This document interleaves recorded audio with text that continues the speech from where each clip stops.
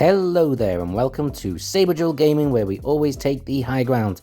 And whilst the month of October is normally filled with horror and scary, we are going to look at something a little bit more lighthearted.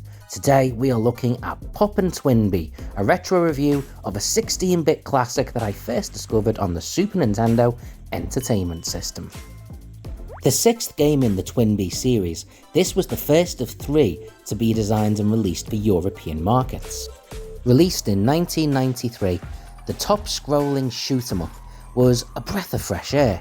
It had a cute, bubbly, early anime-style feel that was normally reserved for platform games, but also had that scrolling shoot-'em-up vibe that had become very popular in arcades at this time.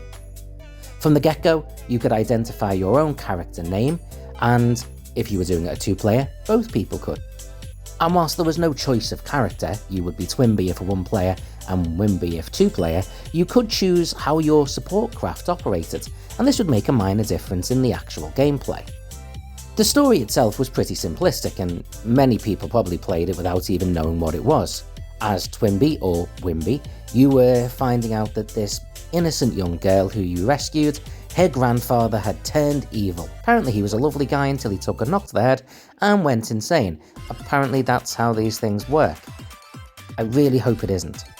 Unfortunately, of all the people to receive one of these insanity-inducing knocks, he happens to be an absolute genius, Dr. Maddock, and has basically created a massive world-conquering army of what they call acorn people, but I mean, there's everything from flying pandas to what looks like fruit shooting up from the ground and giant support craft. So I really don't understand how, but let's be honest, the story does not need to make any sense. I mean, look at this game.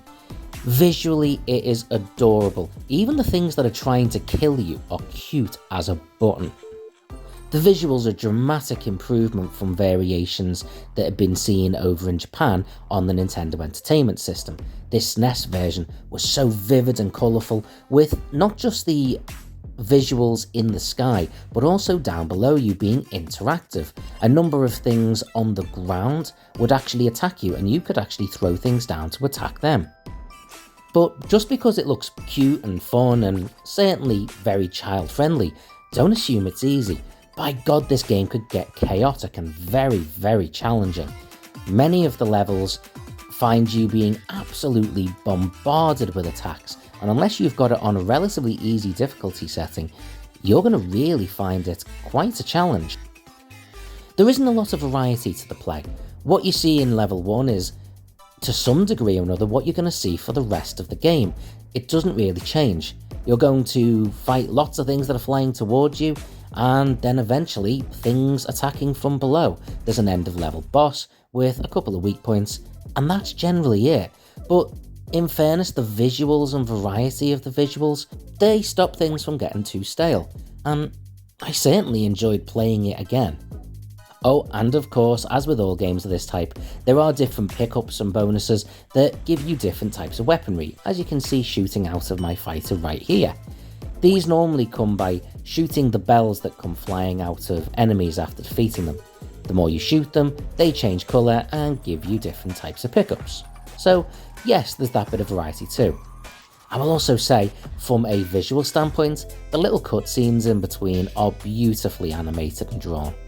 They don't really change anything in the story or the characters, but they're just precious.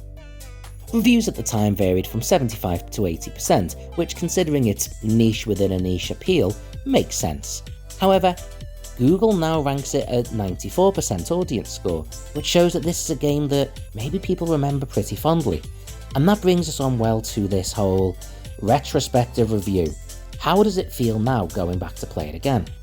Well, it's kind of strange. See, I remember having this on the Super Nintendo Entertainment System, and it was one of those games that someone bought for me. It wasn't a choice.